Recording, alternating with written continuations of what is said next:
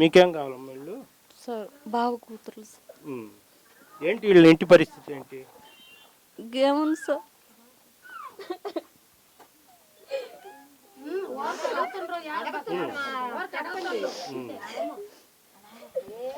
ఇంక మీరే సార్. ఉమ్.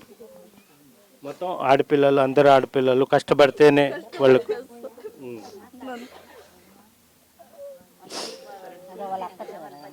అక్క సార్,